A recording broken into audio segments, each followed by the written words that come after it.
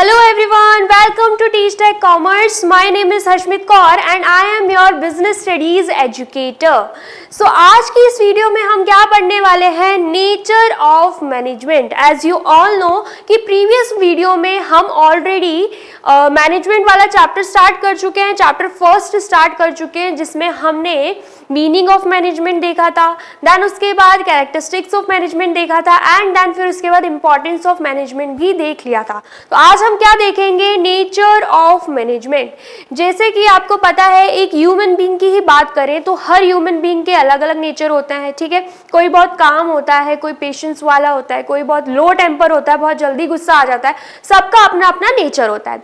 ऐसे ही अगर हम मैनेजमेंट की बात करें तो मैनेजमेंट के भी कुछ नेचर रहते हैं, वो आज की इस वीडियो में हम देख लेंगे. ठीक है, चलिए सबसे पहले तो हमें क्या देके रखा है, मैनेजमेंट एज एन आर्ट. ठीक है, management as an art, then उसके बाद management as a science and management as a profession. इन तीन नेचर्स को हम आज की इस वीडियो में समझने वाले हैं. सबसे पहला पॉइंट देके रखा है मैनेजमेंट एज एन आर्ट. अगर हम आर्ट की बात करें, आर्ट मतलब क्या होता है, आर्ट मतलब होता है कला. As you all know, art का हिंदी मतलब क्या होता है, कला. ठीक है, तो मैनेजमेंट को आर्ट से क्यों जोड़ा गया है वो हम देख लेते हैं. अगर हम आर्ट की बात करें, art refers to skilful and personal application of systematic knowledge to being desired result, to bring desired result. ठीक है, क्या बोला जा रहा है, आर्ट क्या है, एक स्किलफुल एक्टिविटी है. ठीक है, हमारे अंदर किसी ना किसी तरीके के स्किल्स रहते हैं. इनफैक्ट हर एक इंसान के अंदर किसी ना किसी तरीके से कोई ना कोई स्किल्स रहते ही हैं. सबके अंदर सेम नहीं रहेंगे, सबके अंदर अलग अलग स्किल्स रहेंगे जो उन्हें एक दूसरे से यूनिक बनाता है. ठीक है, जैसे कि मुझे डांस आता है, मुझे डांस पसंद है और मैं अच्छा खासा डांस कर लेती हूँ. ठीक है, किसी को सिंगिंग आती होगी, सिंगिंग पसंद है तो अच्छा खासा गा लेती होगी, वैसा मैं नहीं गा सकती. मेरे जैसा डांस कोई और नहीं कर सकता, किसी और जैसी सिंगिंग मैं नहीं कर सकती. किसी और को पेंटिंग आती है तो वो भी मैं नहीं कर सकती और ना ही कोई और कर सकता है. तो सब में कुछ ना कुछ स्किल्स रहते हैं. किसी को फोटोग्राफी का स्किल्स है, किसी को पोम्स लिखने का स्किल्स है, किसी को शायरीज अच्छी आती है ना. सबके अंदर कोई ना कोई स्किल्स रहती ही है. ठीक है, तो बोला जा रहा है आर्ट क्या होता है, skilful and personal application of systematic knowledge to bring desired results. मतलब इसका क्या है कि जो भी स्किल्स मेरे अंदर है, मुझे डांस आता है कि सिर्फ मुझे ही आता है पूरी दुनिया में डांस, बहुत से लोगों को डांस आता होगा, लेकिन सबका डांस अलग अलग हमें लगता है. इनफैक्ट आप देखोगे डांस के ऑडिशंस होते हैं, सबका एक अलग स्टाइल होता है, यूनिक स्टाइल होता है डांस करने का भी. कर क्या रहे हैं, कॉमन चीज कर रहे हैं, डांस कर रहे हैं, लेकिन सबका एक यूनिक स्टाइल है. क्योंकि वो क्या करते हैं, क्योंकि वो पर्सनली अप्लाई करते हैं जो भी सिस्टमैटिक नॉलेज रहती है. मतलब डांस के भी कुछ बीट्स समझने रहते हैं. जैसे कि अगर हम कहीं से ट्रेनिंग लेंगे डांस की तो वो स्टेप बाय स्टेप चीजें सिखाते हैं. एक सिस्टमैटिक नॉलेज होता है, एक सिस्टमैटिक नॉलेज हमें देते हैं. ठीक है, लेकिन उस सिस्टमैटिक नॉलेज को हमें कैसे अपने डांस में पर्सनली अप्लाई करना है, वो भी स्किलफुल, ताकि वो स्किलफुल लगे, बहुत ही अलग तरीके से यूनिक लगे, वो हमें हमारे ऊपर डिपेंड करता है. तब जाके जो रिजल्ट हम चाहते हैं वो हमें मिलता है. फॉर एग्जाम्पल अगर हम बात करें सिंगर्स की, दिलजीत दोसांझ का स्टाइल अलग है ना. देन उसके बाद एमी विर्क का स्टाइल अलग है ना. देन उसके बाद अरिजीत सिंह का स्टाइल अलग है. देन आतिफ असलम, सबका स्टाइल क्या है, अलग अलग है. सब क्या करते हैं, सिंगिंग ही करते हैं. उन्होंने जो थ्योरेटिकल नॉलेज होती है, सिस्टमैटिक नॉलेज होती है ना, वो सबने सेम ही सीखी होगी, लेकिन उस सिस्टमैटिक नॉलेज को कैसे अपने सिंगिंग में अपनाना है वो उन्होंने क्या किया है, खुद पर्सनली अप्लाई किया है. तब जाके हर एक की सिंगिंग यूनिक लगी है. अगर वो एक जैसे अप्लाई करते हर एक चीज को तो सबकी सिंगिंग हमें सेम ही दिखती, फिर हम बोर हो जाते. तो उन्होंने क्या किया, अपनी कला को पर्सनली अप्लाई किया है. ठीक है, आया समझ में. तब जाके उन्हें क्या मिलता है, डिजायर्ड रिजल्ट. जो जिस तरीके से गाना चाहता है उसे उसी तरीके से वो सॉन्ग मिल जाता है, क्योंकि वो पर्सनली अप्लाई करते हैं. ठीक है, आ गया समझ में. चलिए अब हम देख लेते हैं feature of art west management. Art के क्या फीचर्स हैं एंड मैनेजमेंट के क्या फीचर्स हैं वो हम समझेंगे. ठीक है, फीचर्स ऑफ आर्ट, जो आर्ट के फीचर्स हैं क्या वो मैनेजमेंट में अप्लाई होते हैं, क्या वो सेम मैनेजमेंट के भी फीचर्स हैं या नहीं, वो भी हम देख लेंगे, ठीक है। तो features of art based management में हमें देखिए रखा है existence of theoretical knowledge, personalised application based on practice and activity, ठीक है। तो इसे हम अच्छे तरीके से डिटेल में समझेंगे, ठीक है। तो सबसे पहले आ जाता है features of art based management में एग्जिस्टेंस ऑफ थ्योरेटिकल नॉलेज। जैसे कि मैंने आपको बताया कि हर एक आर्ट में एक सिस्टमैटिक नॉलेज भी होता है, पहले हमें सीखना रहता है, ठीक है। आया समझ में? चलिए, art is based on existence of some theoretical knowledge of concepts and principles. अगर हम आर्ट की भी बात करें ना तो उसमें भी थ्योरेटिकल नॉलेज जरूरी होती है कॉन्सेप्ट्स एंड प्रिंसिपल्स की, ठीक है। आया समझ में? अगर किसी को मेहंदी सीखनी है और वो मेहंदी सीखने गया, ठीक है, तो उसको भी प्रॉपर तरीके से एक चीजें सिखाई जाएंगी कि मेहंदी में ये होता है, ठीक है। अगर कोई पेंटिंग सीखने जा रहा है तो उसको भी प्रॉपर बना के रिटन स्टाइल में बताया जाएगा, वर्बली किसी के दिमाग में फिट नहीं हो सकती चीजें, ठीक है। आया समझ में? किसी ने सिखा दिया इसको कि ऐसा ऐसा ऐसा होगा, आज उसे याद रहेगा, हफ्ते भर याद रहेगा, महीने भर वो भूल ही जाएगा। जब तक उस सीखी हुई चीज को हम रिटन तरीके से अप्लाई ना कर दें या रिटन फॉर्म में वो हमारे पास ना हो, तब तक हम उसे रिटेन नहीं कर सकते। आज भूल रहे हैं, हम उसे रीड आउट करेंगे कि अच्छा ये चीजें लगती है, हमें फिर से याद आ जाएगा, ठीक है। तो आर्ट को भी हम क्या करते हैं, थ्योरेटिकल नॉलेज बना लेते हैं। आर्ट भी क्या है?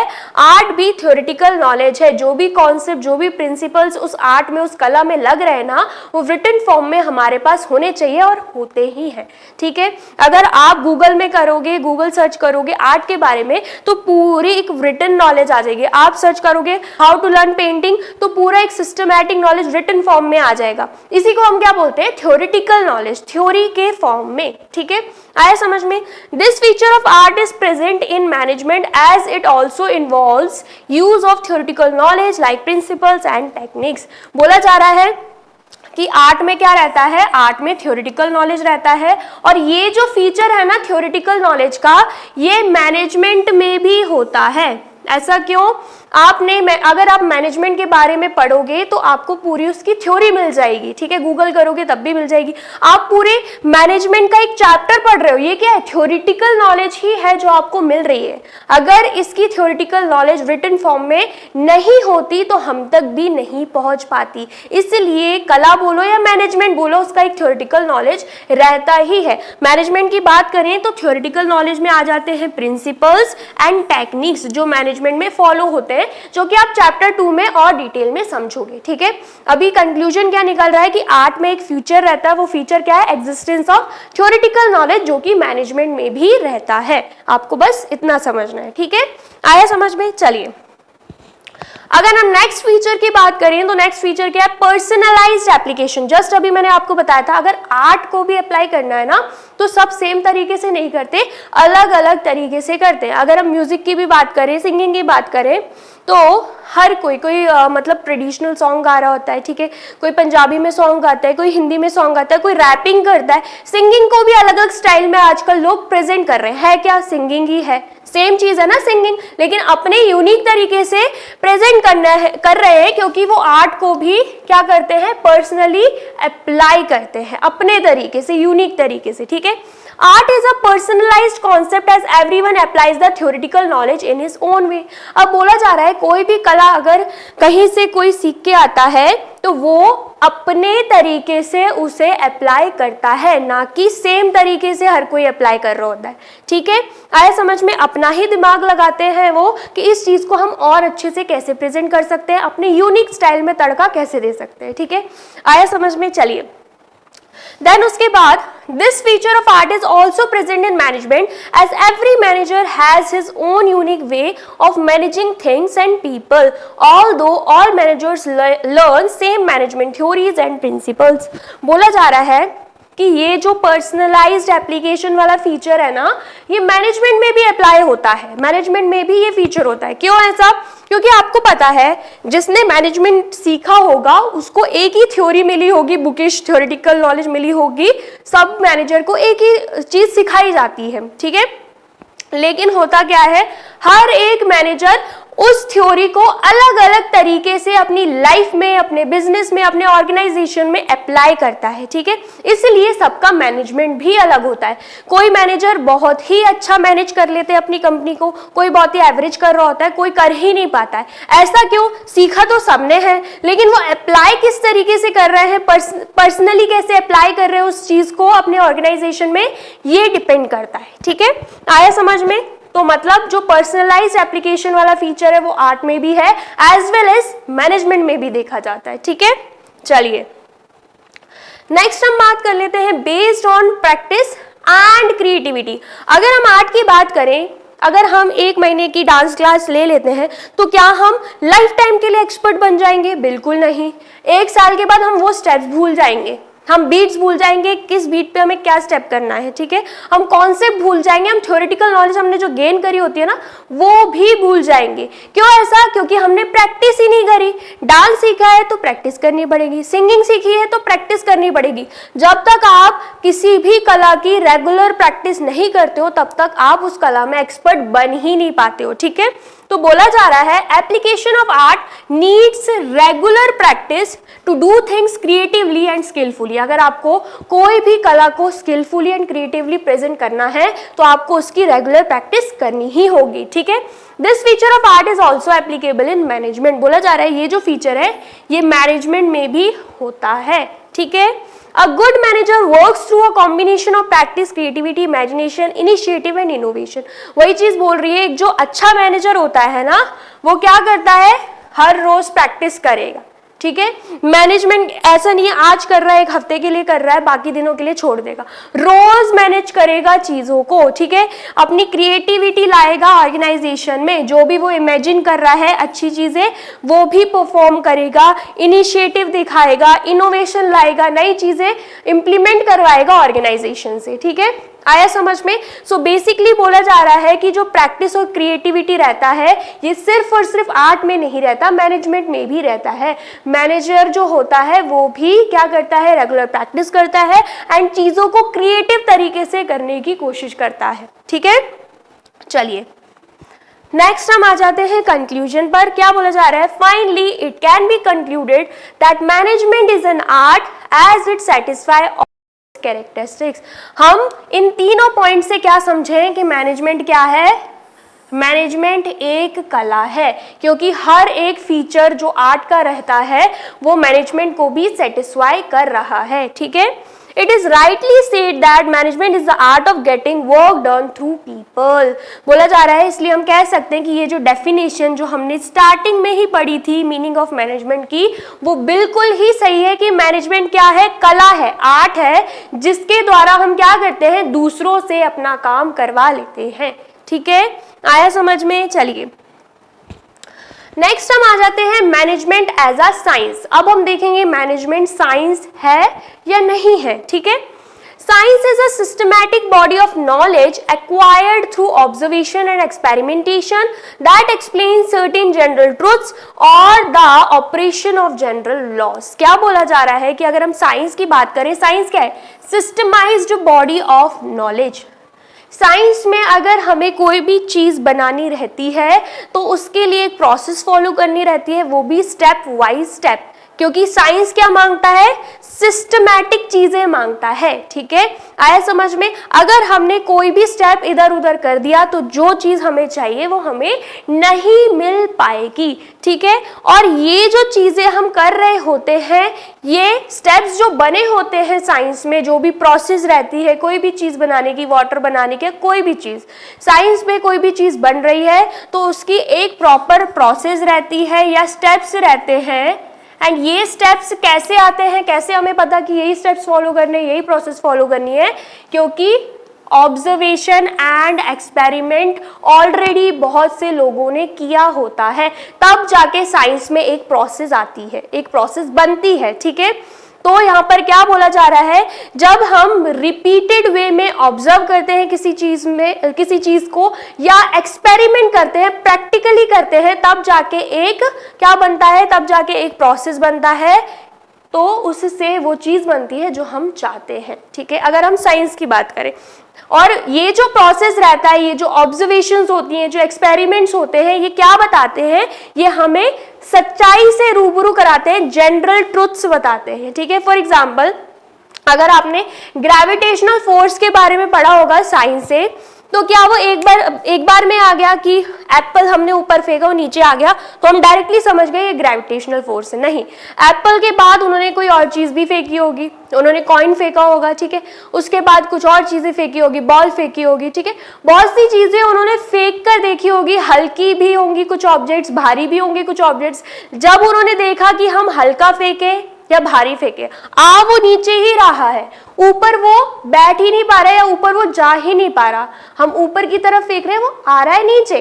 तो इनसे बार बार ऑब्जर्व करने के बाद, बार बार एक्सपेरिमेंट करने के बाद वो इस कंक्लूजन पर आए कि नीचे क्या है, ग्रेविटी है जो किसी भी ऑब्जेक्ट को अपनी तरफ खींचती है। यहीं पर अगर हम स्पेस की बात करें, स्पेस में ग्रेविटी नहीं होती, इसलिए हम स्पेस पर जाके पैर नहीं रख पाते प्रॉपरली, ठीक है, ऊपर ही घूमते रहते हैं। आया समझ में? तो ये कैसे समझ में आता है, जो भी साइंटिस्ट लोग रहते हैं बार बार चीजों को ऑब्जर्व करते हैं, एक्सपेरिमेंट करते हैं, तब जाके कंक्लूजन पर आते हैं, तब जाके एक प्रोसेस क्रिएट होती है, ठीक है। इसलिए साइंस जो है बहुत ही strict process, strict steps follow करता है, इसलिए बोला जाता है कि साइंस क्या है, सिस्टमेटाइज्ड बॉडी ऑफ नॉलेज, ठीक है, जो कि जनरल ट्रूथ बताता है। ऐसा नहीं कि फैक्ट्स पे बेसिस या कुछ भी आलतू फालतू बात कर देगा, वो प्रॉपर एक्सपेरिमेंट होते तब जाके वो कंक्लूजन पर आता है, ठीक है।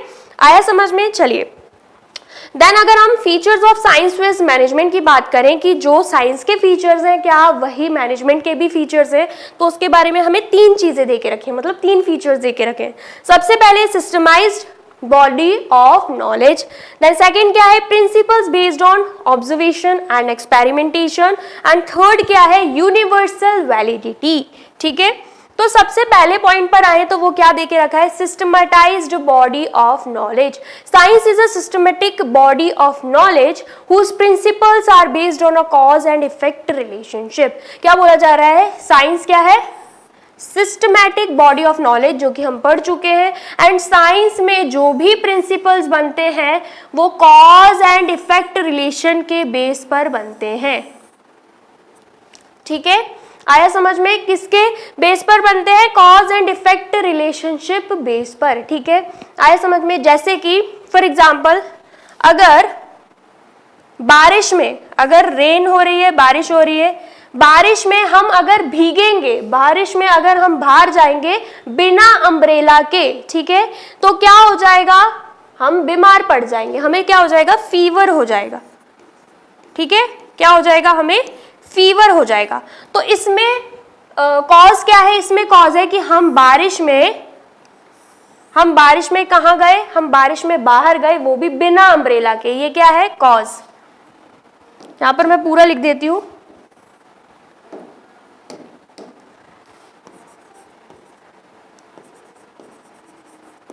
we went outside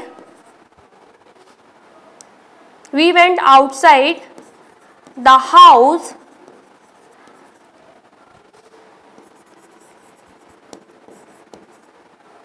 while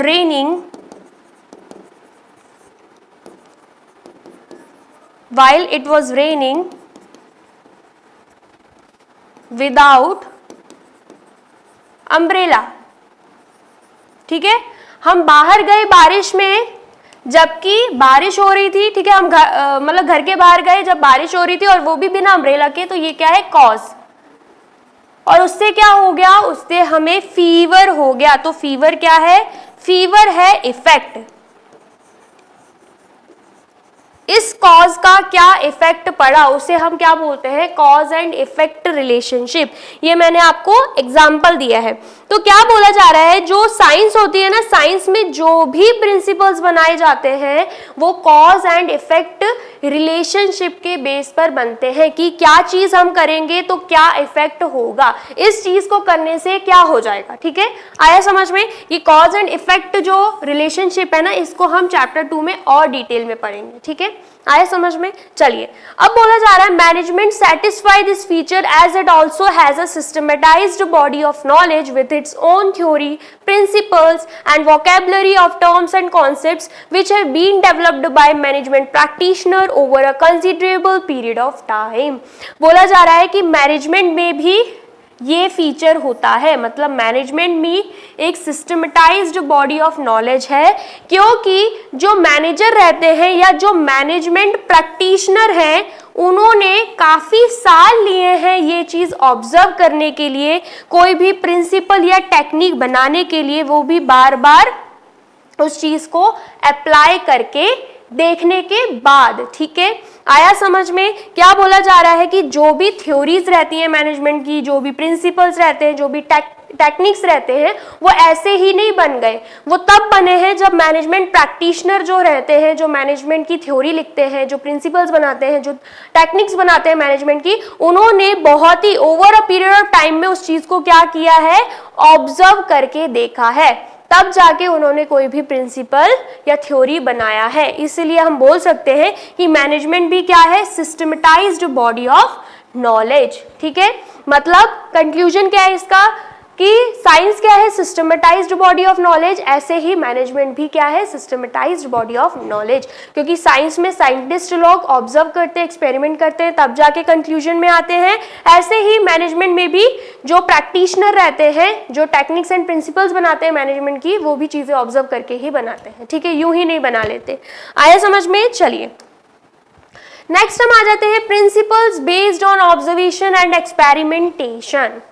तो देके रखा हुआ है कि science principles are first developed through observation and then tested through repeated experimentation under controlled condition. बोला जा रहा है कि साइंस के जो प्रिंसिपल्स बनते हैं ना, पहले ऑब्जर्वेशन से क्या होते हैं, ऑब्जर्वेशन से डेवलप होते हैं। ठीक है, जैसे कि सबसे पहला ऑब्जर्वेशन क्या था कि हमने एप्पल फेंका ऊपर की तरफ, वो नीचे आके गिरा। ठीक है, तो क्या एक ही बार में हमने समझ लिया कि ये क्या है, ग्रेविटी का असर है? नहीं, हमने उसके बाद क्या हुआ, हम संतुष्ट तो नहीं हो सकते, कोई भी नई चीज हमें देखने को मिलेगी, हम एक ही बार में संतुष्ट नहीं होते, हम बार बार उसे ट्राई करेंगे। ठीक है, तो हमने क्या किया, बार बार एक्सपेरिमेंट किया, हमने फिर कॉइन थ्रो करके देखा, हमने फिर फुटबॉल थ्रो करके देखा, हमने बहुत सी चीजें ऊपर की तरफ थ्रो करके देखी, वो नीचे ही आ रही थी। जब बार बार उस चीज को प्रैक्टिकली करने के बाद, एक्सपेरिमेंट करने के बाद सेम रिजल्ट मिला, तब जाके हम कंक्लूजन पे आए कि नीचे क्या है, ग्रेविटी है,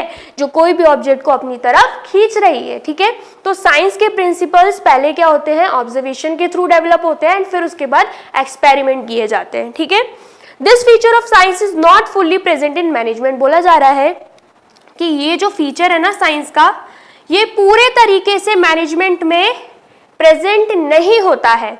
Although management principles have evolved over a period of time based on repeated experimentation and observation in different types of organization, but management deals with human beings and their behavior cannot be accurately predicted or replicated. So management can be called an inexact science. बोला जा रहा है कि जो management के principal बनते हैं ना, वो भी एक बार में नहीं बनते, वो भी एक्सपेरिमेंट करने के बाद, ऑब्जर्व करने के बाद बहुत ही टाइम लेकर, over a period of time में बनते हैं। लेकिन बात यह है कि मैनेजमेंट जो है वो ह्यूमन बीइंग से डील करता है। एक ऑर्गेनाइजेशन में सिर्फ मशीनरी, टेबल्स, ऑफिस, एसी, ये सब चीजें नहीं होती हैं। बेसिकली वहाँ पे काम कौन करता है, ह्यूमन बीइंग्स काम करते हैं, जिनकी अलग अलग नीड्स होती हैं, अलग अलग वांट्स, अलग अलग डिजायर्स, अलग अलग बिहेवियर होता है। तो उस अलग अलग बिहेवियर के हिसाब से एक मैनेजर को उनके साथ डील करना पड़ता है। ऐसा नहीं है एक एम्प्लॉय के साथ जैसा डील कर रहे हैं वैसे ही सेम एम्प्लॉय के साथ करेंगे। ऐसे ही आपने सुना होगा कि एक ऑर्गेनाइजेशन में एक मैनेजर का बिहेवियर सबके साथ इक्वल नहीं होता है, सबके साथ वो इक्वली बिहेव कर ही नहीं पाता। हो सकता है कि किसी को सैलरी का लालच देके वो एक्स्ट्रा काम करवा दे, लेकिन यही कोई दूसरा होगा, उसको सैलरी की इतनी नीड नहीं है, वो अपने सेल्फ सेटिस्फैक्शन के लिए आए, घर से वो बिल्कुल अमीर रईस ज्यादा है, लेकिन उसको क्या था, उसको नेम एंड फेम चाहिए था, इसलिए वो आया है। तो वो बोलेगा मुझे सैलरी नहीं बढ़ानी है, मुझे प्रमोट कर दो, मुझे उससे सेटिस्फैक्शन मिल जाएगा। तो सबके क्या है, अलग अलग ह्यूमन बिहेवियर है, उसी हिसाब से मैनेजर को क्या करना पड़ता है, डील। तो हम ये नहीं बोल सकते हैं कि जो भी हमने ऑब्जर्व किया है या एक्सपेरिमेंट करके जो भी प्रिंसिपल्स बनाए हैं वो एग्जैक्टली हर एक ह्यूमन बीइंग के टाइम पे या जो भी कंडीशन क्रिएट हो रही है हर एक कंडीशन में वही सेम चीज़ लग जाएगी, क्योंकि मैनेजमेंट में अलग अलग ह्यूमन बीइंग्स रहते हैं जिनके अलग अलग बिहेवियर रहते हैं, तो हम उस चीज़ को स्ट्रिक्टली डील नहीं कर सकते, वो भी एक ही तरीके से हमें भी चेंज होना पड़ेगा। ठीक है, आया समझ में? तो बोला जा रहा है मैनेजमेंट को हम क्या बोल सकते हैं, इन एग्जैक्ट साइंस बोल सकते हैं। एग्जैक्ट साइंस नहीं बोल सकते, इन एग्जैक्ट जरूर बोल सकते हैं। ठीक है, आया समझ में? पूरे तरीके से हम मैनेजमेंट को साइंस नहीं बोल सकते। ठीक है, अब थर्ड फीचर क्या है, यूनिवर्सल वैलिडिटी। क्या बोला जा रहा है, scientific principles have universal validity and can be applied in all situations and at all times. बोला जा रहा है कि साइंटिफिक प्रिंसिपल्स की यूनिवर्सल वैलिडिटी होती है। कोई भी चीज अगर इंडिया में जिस तरीके से बन रही है, जिस प्रोसेस को फॉलो करके बन रही है, अगर हम ऑस्ट्रेलिया चले जाए, अमेरिका, कनाडा, कहीं भी चले जाए, वही सेम चीज, सेम प्रोसेस, सेम स्टेप से वहां भी फॉलो हो रही होगी। उनका तरीका अलग नहीं होगा अगर वो सेम ही चीज बना रहे हैं। ठीक है, आया समझ में? तो साइंटिफिक प्रिंसिपल्स की क्या रहती है, यूनिवर्सल वैलिडिटी रहती है और हर एक कंडीशन में, हर एक टाइम, हर एक जगह एक ही चीज फॉलो हो रही होती है। ठीक है, आया समझ में? उस चीज को हम हर जगह, हर टाइम, हर सिचुएशन में फॉलो कर सकते हैं। अगर पानी बनाने का फॉर्मूला जो है वो इंडिया में जैसे यूज हो रहा है, वही अमेरिका में, ऑस्ट्रेलिया में, कनाडा में, हर जगह वही फॉर्मूला यूज होगा, कुछ अलग नहीं बनेगा। ठीक है, आया समझ में? This feature of science is also not fully present in management. बोला जा रहा है ये जो फीचर है ना यूनिवर्सल वैलिडिटी वाला, ये भी मैनेजमेंट में पूरे तरीके से प्रेजेंट नहीं होता है। ठीक है, management principles are not as exact as the principles of science. बोला जा रहा है जितने एक्यूरेट, जितने एग्जैक्ट, जितने स्ट्रिक्ट प्रिंसिपल्स साइंस के होते हैं, उतने एग्जैक्ट प्रिंसिपल्स मैनेजमेंट के नहीं होते। Their application and use is not universal, and उनका एप्लीकेशन और यूज यूनिवर्सल नहीं है। हर जगह सेम चीजें फॉलो नहीं होती हैं। एक ऑर्गेनाइजेशन में जिस तरीके से मैनेजमेंट फॉलो हो रहा होगा, मैनेजर जिस तरीके से चीजें मैनेज कर रहा होगा, जरूरी नहीं है दूसरे किसी ऑर्गेनाइजेशन में भी वैसी चीजें हो रही होंगी। ठीक है, आया समझ में? They have to be modified according to the given situation. जैसी सिचुएशन, जैसी रिक्वायरमेंट जिस ऑर्गेनाइजेशन में है, मैनेजर वैसे ही डील करेगा, सेम प्रोसेस फॉलो नहीं कर सकता। ठीक है, आया समझ में? चलिए, तो बेसिकली क्या बोला जा रहा है, यूनिवर्सल वैलिडिटी वाला जो फीचर है वो मैनेजमेंट के केस में पूरे तरीके से नहीं लग पाता। ठीक है, चलिए अब कंक्लूजन पर आते हैं। तो बोला जा रहा है on comparing the feature of science with the management we can conclude that management can not be considered as accurate और एग्जैक्ट साइंस लाइक फिजिक्स और केमिस्ट्री। वही बोला जा रहा है कि हमने जब भी जो भी फीचर्स को यहाँ पे ऑब्जर्व किया साइंस के, उससे हमें ये कंक्लूजन मिलता है कि जो मैनेजमेंट है वो एग्जैक्ट एंड एक्यूरेट साइंस नहीं है जैसे कि फिजिक्स और chemistry, but we can call it an inexact science और सोशल साइंस और सॉफ्ट साइंस। लेकिन हम उसे इनएग्जैक्ट साइंस बोल सकते हैं, एग्जैक्ट साइंस नहीं बोल सकते, लेकिन इनएग्जैक्ट साइंस बोल सकते हैं, क्योंकि एक फीचर तो अप्लाई हो ही रहा था यहाँ पे, जो कि हमने देखा, systematised body of knowledge. Okay, understood? चलिए अब हम देख लेते हैं management both science and art. Management जो है वो साइंस भी है और आर्ट भी है। ठीक है, management has elements of both science and art. अगर हम मैनेजमेंट इज अ साइंस की बात करें तो आपको पता है because it has systematised body of knowledge which can be used to train the prospective and present manager. बोला जा रहा है कि मैनेजमेंट में साइंस क्यों है, क्योंकि मैनेजमेंट में क्या रहता है, सिस्टमेटाइज्ड बॉडी ऑफ नॉलेज रहता है, एक प्रोसेस फॉलो होती है, एक थ्योरेटिकल नॉलेज रहता है जिसके थ्रू हम क्या कर सकते हैं, आने वाले या जिसको भी मैनेजर बनना है, प्रोस्पेक्टिव मैनेजर जिसे हम बोलेंगे, या फिर प्रेजेंट मैनेजर जो आज के मैनेजर हैं, उन्हें हम ट्रेनिंग दे सकते हैं, उन्हें हम ट्रेन कर सकते हैं, उन्हें हम नॉलेज दे सकते हैं। ठीक है, आपको पता है आप मैनेजमेंट का पूरा एक चैप्टर पढ़ रहे हो, इसी चैप्टर को हम मैनेजर को पढ़ा सकते हैं, ठीक है। तो कोई भी मैनेजर बनता है, अगर उसको थ्योरेटिकल नॉलेज चाहिए तो उसको बिल्कुल मिल जाएगी, क्योंकि मैनेजमेंट क्या है, साइंस भी है, जिसके पास एक सिस्टमेटाइज्ड बॉडी ऑफ नॉलेज भी रहता है, ठीक है। आया समझ में? चलिए, अब management is an art. Management art क्यों है? Because it deals with application of personal skills which can be improved through constant practice। क्योंकि आर्ट में क्या रहता है, या फिर हम बोल सकते हैं कि मैनेजमेंट में आर्ट इसलिए है क्योंकि मैनेजमेंट में भी क्या चाहिए रहता है, एप्लीकेशन ऑफ पर्सनल स्किल्स। जो भी हमारे अंदर की पर्सनल स्किल्स है उसको हम कैसे अपने तरीके से अप्लाई कर रहे हैं और कैसे उस चीज को इम्प्रूव कर रहे हैं, वो भी रेगुलर प्रैक्टिस से। Okay, understood. ये चीजें मैंने आपको ऑलरेडी जस्ट फीचर्स में जो बताई थी ना, उसका एक क्रक्स यहाँ पे, एक कंक्लूजन यहाँ पे दिया हुआ है कि मैनेजमेंट को हम साइंस क्यों बोलते हैं या फिर मैनेजमेंट को हम आर्ट क्यों बोलते हैं। सिंपल लैंग्वेज में याद रखो, मैनेजमेंट को साइंस इसलिए बोलते हैं क्योंकि इसमें सिस्टमेटाइज्ड बॉडी ऑफ नॉलेज रहता है, और मैनेजमेंट को हम आर्ट इसलिए बोलते हैं क्योंकि हम अपने तरीके से पर्सनल स्किल्स को अप्लाई कर सकते हैं, वो भी रेगुलर प्रैक्टिस के साथ। बहुत ही आसान है, ठीक है। चलिए नेक्स्ट हम आ जाते हैं मैनेजमेंट एज अ प्रोफेशन। अब इस चीज को आपको अच्छे से पढ़ना है, ठीक है। Profession refers to an occupation. अगर हम प्रोफेशन की बात करें, प्रोफेशन क्या है? डॉक्टर हो गया, लॉयर हो गया, सीए हो गया, चार्टर्ड अकाउंटेंट, सीएस हो गया, कंपनी सेक्रेटरी, ये क्या है, इनका प्रोफेशन है। सो प्रोफेशन बेसिकली होता क्या है, ऑक्यूपेशन होता है, backed by specialised knowledge and training in which entry is restricted, ठीक है। और ये ऑक्यूपेशन कहाँ से आता है? स्पेशलाइज्ड नॉलेज और ट्रेनिंग के साथ। मतलब आपको नॉलेज तो लेनी ही होती है, साथ में आपको ट्रेनिंग भी मिलती है।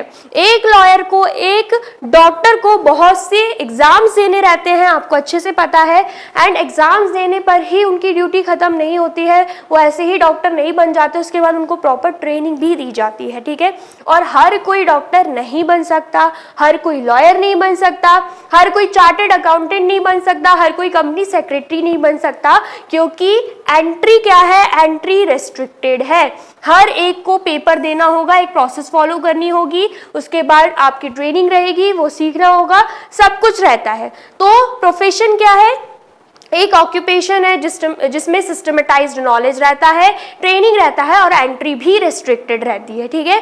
तो हर एक चीज प्रोफेशन में काउंट नहीं होती, ठीक है। तो अगर हम features of profession wise management की बात करें तो फीचर ऑफ प्रोफेशन क्या है? Well defined body of knowledge, restricted entry, service motive, ethical code of conduct and professional association. ये सभी फीचर्स किसके हैं? प्रोफेशन के हैं। अब हम देखेंगे कि ये जो प्रोफेशन के फीचर्स हैं ये मैनेजमेंट में होते हैं या नहीं होते, ठीक है। इसे हम और अच्छे से डिटेल में समझेंगे। तो सबसे पहले पॉइंट पे आ जाते हैं, well defined body of knowledge. तो क्या बोला जा रहा है? Every profession has a well defined body of knowledge which can B acquired through instructions. बोला जा रहा है कि हर एक प्रोफेशन में well defined body of knowledge होता है, जो कि कहां से आता है? इंस्ट्रक्शंस से।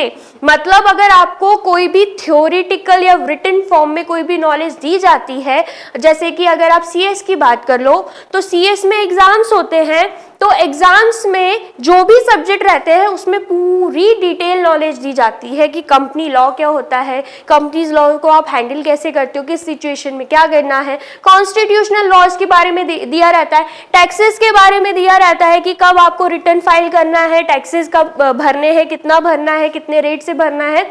हर एक चीज आपको उस पूरी मतलब उस पूरे सब्जेक्ट में दे के रखी होती है, ठीक है। आया समझ में? इसलिए बोला जाता है कि प्रोफेशन में क्या होता है? प्रोफेशन क्या है? Well defined body of knowledge है जिसमें इंस्ट्रक्शंस रहते हैं, हर एक चीज के बारे में इंस्ट्रक्ट किया होता है आपको, ठीक है। This feature of profession is present in management as it also consists of systematic knowledge of concept, theories and principles। बोला जा रहा है ये जो फीचर है प्रोफेशन का ये मैनेजमेंट में भी होता है। क्यों? क्योंकि मैनेजमेंट भी क्या है? Systematic knowledge of concepts, theories and principles. आपको मैनेजमेंट में भी कॉन्सेप्ट्स मिल जाएंगी, थ्योरीज मिल जाएंगी, प्रिंसिपल्स एंड टेक्निक्स भी मिल जाएंगी, ठीक है। आया समझ में? सो कंक्लूजन क्या है कि प्रोफेशन में सिस्टमैटिक बॉडी ऑफ नॉलेज या well defined body of knowledge रहता है, दोनों ही सेम है, ठीक है। ऐसे ही मैनेजमेंट में भी क्या रहता है? Systematic knowledge of concept, theories, techniques, principles रहती हैं, ठीक है, दोनों बात सेम ही है। तो एक फीचर तो हमें यहाँ पे क्या मिल गया, सिमिलर मिल गया, ठीक है। चलिए नेक्स्ट पे आते हैं, रेस्ट्रिक्टेड एंट्री। अब बोला जा रहा है every profession restrict the entry through an examination और through acquiring an educational degree. बोला जा रहा है किसी प्रोफेशन में एंटर करने के लिए आपको क्या करना होगा, एग्जामिनेशन से पेपर देना होगा, एग्जामिनेशन से गुजरना होगा एंड उसकी एजुकेशनल डिग्री लेनी ही होगी, ठीक है। आया समझ में? For example, to become chartered accountant in India a candidate has to clear a specified examination conducted by the Institute of Chartered Accountants of India. अगर आपको सीए बनना है, चार्टेड अकाउंटेंट बनना है वो भी इंडिया का, तो आपको क्या करना होगा, एग्जामिनेशन क्लियर करना होगा, जो कि कौन कंडक्ट करवाता है, institute of chartered accountant of India. अगर कोई भी स्टूडेंट सीए बनने का सोच रहे हैं, 12th के बाद सोच रहे हैं कि हम सीए करेंगे, तो उनको प्रॉपर इतनी नॉलेज तो होगी कि सीए बनने के लिए आपको जो भी एग्जाम्स कंडक्ट करवाता है ICAI, इसको शॉर्ट फॉर्म में हम क्या बोलते हैं, ICAI, और जिसका फुल फॉर्म क्या है, institute of chartered accountant of India, उन एग्जामिनेशंस को आपको क्लियर करना होगा। एंड वहीं पर बात खत्म नहीं होती, उसके बाद ट्रेनिंग भी रहती है, आपको वो भी करना रहता है, ठीक है। आए समझ में? और अगर हम बात करें CS की, कंपनी सेक्रेटरी की, ठीक है, तो उसमें क्या रहता है, उसमें भी ICSI रहता है, institute of company secretary of India, जो कि एग्जामिनेशन कंडक्ट करवाता है एंड जिसको भी CS बनना रहता है तो उन एग्जामिनेशन को आपको क्लियर करना होगा। उसके बाद ट्रेनिंग प्रोसेस रहती है, उसको भी पूरा करना होगा, तब जाके आप CS बन पाते हो। ऐसे नहीं है कि सोचा और बन गए, ठीक है। आया समझ में? प्रोफेशन का मतलब समझ में आया कि हर कोई यहाँ पर किसी भी प्रोफेशन को ऑप्ट नहीं कर सकता। यहाँ पर प्रॉपर एग्जामिनेशन होता है, प्रॉपर आपको सर्टिफिकेट मिलेगा, प्रॉपर एजुकेशनल डिग्री मिलेगी, उसके बाद प्रॉपर आपकी ट्रेनिंग होगी, तभी आप उस प्रोफेशन में जा पाएंगे। इसलिए किसी भी प्रोफेशन में रेस्ट्रिक्टेड एंट्री रहती है, ठीक है। आया समझ में? This feature is not applicable to management as management is open to all individuals. बोला जा रहा है कि ये जो फीचर है ना प्रोफेशन का, ये मैनेजमेंट में अप्लाई नहीं होता है, क्योंकि हर कोई मैनेज कर सकता है। मैनेजमेंट जो है हर एक इंसान के लिए खुला हुआ है, ठीक है।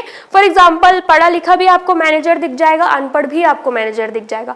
आप ये मत सोचिए कि जो अनपढ़ होते हैं, जो ज्यादा पढ़े लिखे नहीं होते, वो मैनेजमेंट नहीं कर सकते, वो बराबर कर सकते। कोई एग्रीकल्चर फील्ड में इन्वॉल्व है या किसी का खुद का बिजनेस है, वो इतने पढ़े लिखे नहीं होते, लेकिन फिर भी वो अपने बिजनेस को अच्छे से मैनेज कर रहे होते हैं, उससे प्रॉफिट कमा रहे होते हैं, ठीक है। क्योंकि मैनेजमेंट क्या हर कोई कर लेता है, सबके लिए ओपन है, रेस्ट्रिक्टेड नहीं है प्रोफेशन की तरह, ठीक है। There is no restriction on any person being designated or appointed as manager। वही बात बोली है कि ऐसी कोई restrictions नहीं है मैनेजर के लिए।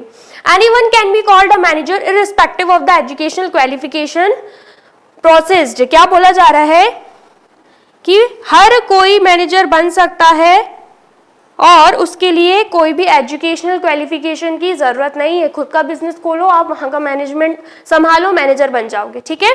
आया समझ में? चलिए नेक्स्ट हम आ जाते हैं प्रोफेशनल एसोसिएशन।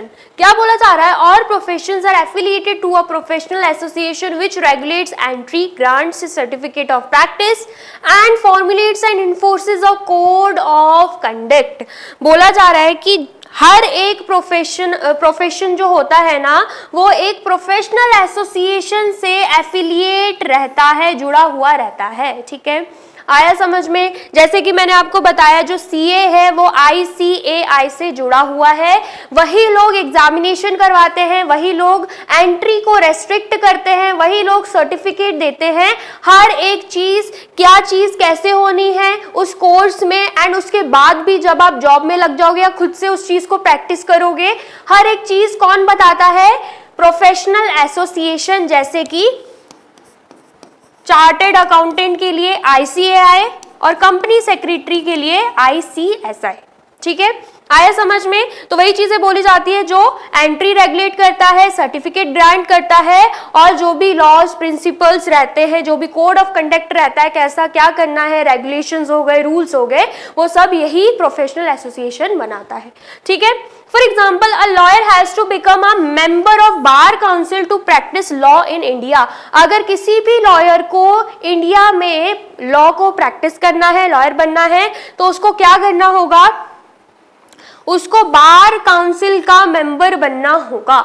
ठीक है, आया समझ में। This feature is also not applicable to management as it is not compulsory for a manager to be a member of any management association. बोला जा रहा है ये जो प्रोफेशनल एसोसिएशन वाला फीचर है, जो प्रोफेशन में तो काम करता है, लेकिन ये मैनेजमेंट का फीचर नहीं है, क्योंकि मैनेजर को एज सच किसी भी मैनेजमेंट एसोसिएशन का मेंबर नहीं बनना पड़ता। ठीक है, वो खुद से मैनेजर बन सकता है। ठीक है, चलिए नेक्स्ट हम आ जाते हैं ethical code of conduct. All professions are bound by a code of conduct which guides the behaviour of its member. बोला जा रहा है कि हर एक प्रोफेशन को एक कोड ऑफ कंडक्ट फॉलो करना रहता है, जिसमें रूल्स, बायलॉज, रेगुलेशंस लिखे रहते हैं, एंड उस हिसाब से चीजें करनी रहती है। मतलब ये जो कोड ऑफ कंडक्ट होता है ना, वो गाइड करता है किसको, मेंबर को, जो जिस प्रोफेशन को वो ऑप्ट कर रहे हैं, उस हर एक चीज के बारे में कि किस कंडीशन में आपको क्या करना है,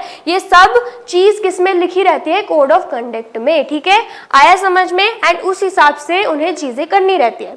लॉयर अपनी मर्जी से कुछ नहीं कर सकता, जो उसे सिखाया जाता है एंड जो भी चीजें उसने सीखी होती है वही उसको करनी रहती हैं, अपनी मर्जी से वो नहीं कर सकता। ऐसे ICSI में जो भी कंपनी लॉज उसको सिखाए जाते हैं, वही उनको फॉलो करना रहता है। ठीक है, आया समझ में। चलिए, for example doctors take the oath of ethical practice at the time they enter the profession.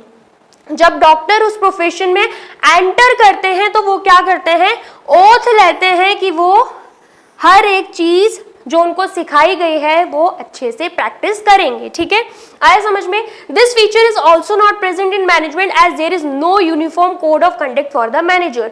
बोला जा रहा है कि ये जो फीचर है ना, एथिकल कोड ऑफ कंडक्ट, ये भी मैनेजमेंट का फीचर नहीं है, क्योंकि मैनेजर के पास कोई भी ऐसा यूनिफॉर्म कोड नहीं रहता। हालांकि वो सीखते हैं चीजें, प्रिंसिपल्स क्या होते हैं, टेक्निक्स क्या रहती हैं, बट एज सच कोई एथिकल कोड ऑफ कंडक्ट उनके पास प्रेजेंट नहीं रहता, जो उनको मतलब सीखना रहता है, पढ़ना रहता है और स्ट्रिक्टली फॉलो करना रहता है। ऐसा कुछ नहीं है। ठीक है, आया समझ में। चलिए, वो अपने हिसाब से चीजें मैनेज कर सकते हैं चेंजिंग इन्वायरमेंट के हिसाब से। आया समझ में। चलिए नेक्स्ट क्या है, सर्विस मोटिव।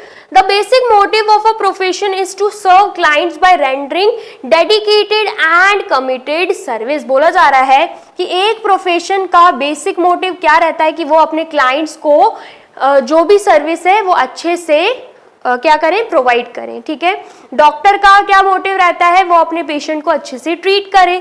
लॉयर का क्या मोटिव रहता है, वो न्याय दिलाए। ठीक है, और CS का क्या मोटिव रहता है कि वो कंपनी को लॉस फॉलो करवाए, जो भी कंपनी लॉज है। तो सब प्रोफेशन के अलग अलग मोटिव रहते हैं। ठीक है, for example task of lawyer is to ensure that his client get justice. वही चीज बोली जा रही है ना। This feature is not % applicable in the management as the basic aim of management is to help the organisation achieve its stated goal. This may be profit maximisation for a business enterprise and service for a hospital. बोला जा रहा है ये जो service motive वाला feature है, जो profession में तो होता ही है, ये पूरे तरीके से मैनेजमेंट में नहीं होता। क्यों? क्योंकि बेसिक एम मैनेजमेंट का, मैनेजर का क्या रहता है कि जो भी ऑर्गेनाइजेशनल गोल्स हैं वो अचीव हो जाएं। ये जो ऑर्गेनाइजेशनल गोल्स हैं वो कुछ भी हो सकते हैं। हर एक ऑर्गेनाइजेशन के लिए उनके अलग अलग गोल्स हैं, सबके सेम तो नहीं होते। किसी का गोल ये हो सकता है कि वो प्रॉफिट को मैक्सिमाइज करे, और अगर हम हॉस्पिटल की बात करें, वो भी एक ऑर्गेनाइजेशन है, तो उनका गोल हो सकता है कि वो क्या करें, वो अच्छे से सर्विस दे पाए। ठीक है, आया समझ में, आया कि नहीं आया। हॉस्पिटल में क्या होता है, सर्विस दी जाती है ना, सामान तो बेचते नहीं है, सर्विस दी जाती है। तो एक हॉस्पिटल भी क्या है, ऑर्गेनाइजेशन है, जिसका काम है कि हम अच्छे से क्लाइंट को ट्रीट करें, अच्छे से सर्विस दें, है ना। और जो बिजनेस एंटरप्राइजेस रहती हैं, ऑर्गेनाइजेशंस रहते हैं, उनका गोल क्या रहता है, उनका अलग रहता है, उनका प्रॉफिट मैक्सिमाइजेशन रहता है। तो वही चीज बोली जा रही है हमसे कि बेसिक एम मैनेजमेंट का यही रहता है कि ऑर्गेनाइजेशनल गोल को अचीव करवाया जाए, ठीक है।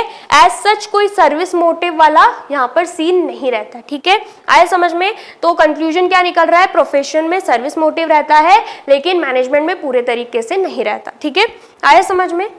चलिए नेक्स्ट क्या है, in the present scenario the objective of profit maximisation is progressively changing. बोला जा रहा है वैसे तो हर एक ऑर्गेनाइजेशन का कहीं ना कहीं ये गोल तो रहता ही है कि उनको प्रॉफिट मैक्सिमाइज करना है, लेकिन ये जो एम है ना ऑर्गेनाइजेशंस का, ये करंट की सिचुएशन में चेंज हो रहा है धीरे धीरे। To survive in this competitive world management has to give due importance to social obligations along with economic objective. बोला जा रहा है कि जैसे कि आपको पता है कंपटीशन कितना बढ़ रहा है, तो अब ऑर्गेनाइजेशन क्या सोचता है कि मैं लॉन्ग रन में टिका रहूं, ठीक है, अच्छे टाइम तक टिका रहूं और मेरा बिजनेस चलता रहे। तो इस वजह से वो अब ये नहीं सोच रहे हैं कि मुझे ज्यादा से ज्यादा प्रॉफिट कमाना है, वो ऐसा सोच रहे हैं कि मुझे ज्यादा से ज्यादा सोसाइटी के लिए कुछ कर पाऊं ताकि वो मुझसे खुश रहे एंड मेरा प्रोडक्ट खरीदे, हमारा साथ दे, ठीक है। आया समझ में? And efficient and effective management aims to earn profit by providing good quality products at reasonable price. बोला जा रहा है एक एफिशिएंट एंड इफेक्टिव मैनेजमेंट क्या करता है, क्या गोल सेट करता है कि वो प्रॉफिट तो कमाए लेकिन गुड क्वालिटी प्रोडक्ट सोसाइटी को प्रोवाइड करके, वो भी रीजनेबल प्राइसेस पर। ऐसे नहीं कि बहुत महंगे रखें, ऐसे प्राइसेस रखें जिससे सोसाइटी खुश रहे और उन प्रोडक्ट्स को खरीद पाए, ठीक है। आ गया समझ में? चलिए नेक्स्ट क्या है, इन सब चीजों से हम क्या कंक्लूड कर पा रहे हैं? Finally it can be concluded that management does not possess all the necessary features of a profession but it is moving fast in the direction of becoming a profession as professionals enjoy higher status in every society. बोला जा रहा है कि हम ये conclusion पर आते हैं कि जो मैनेजमेंट है वो पूरे तरीके से हर एक फीचर जो कि प्रोफेशन का हमें दिया हुआ है उसे फॉलो नहीं करता है, लेकिन आज के जमाने में हो क्या रहा है, मैनेजमेंट शिफ्ट कर रहा है। मैनेजर खुद चाह रहा है कि मैं एक प्रोफेशन में आऊं ताकि मुझे एक हायर स्टेटस मिल पाए। आपको अच्छे से पता है जो डॉक्टर्स हैं, लॉयर्स हैं, सीए हैं, सीएस हैं, ठीक है, इनके नाम के आगे जो लगता है ना सीएस सीए, इनसे इनको हायर स्टेटस मिलता है, ठीक है, बहुत ही रेपुटेटेड फील करते हैं वो लोग, ठीक है। आया समझ में? इस वजह से अब क्या हो रहा है, धीरे धीरे मैनेजमेंट को भी वो एक प्रोफेशन बनाना चाहता है। ऑर्गेनाइजेशन जो है वो मैनेजमेंट को भी क्या बनाना चाहता है, एक प्रोफेशन बनाना चाहता है ताकि हर एक मैनेजर को क्या मिल पाए, हायर स्टेटस मिल पाए, ठीक है। आया समझ में? आई होप आपको समझ में आया है मैनेजमेंट का नेचर क्या होता है। हमने क्या किया है, आज की इस वीडियो में नेचर ऑफ मैनेजमेंट को अच्छे से पढ़ा है। आई होप आपने एंड तक वीडियो देखी होगी और वीडियो आपको पसंद आई होगी। वीडियो अगर पसंद आई है तो क्या करना है आपको, जल्दी से वीडियो को लाइक कर दीजिए, वीडियो को कॉमेंट करके जाना है एंड इस वीडियो को आप शेयर कर दीजिए अपने दोस्तों के साथ, भाई बहनों के साथ, रिश्तेदारों के साथ जिनके ऑफकोर्स बच्चे होंगे जो 11th-12th में पढ़ते होंगे, ठीक है। आया समझ में? और ऐसे ही जुड़े रहिए हमारे साथ इसी चैनल पर ताकि जो अगली वीडियो है वो आप तक पहुंच पाए। आई होप आपको ये वीडियो अच्छी लगी है। अब मिलते हैं नेक्स्ट क्लास में। Till then take care, bye bye.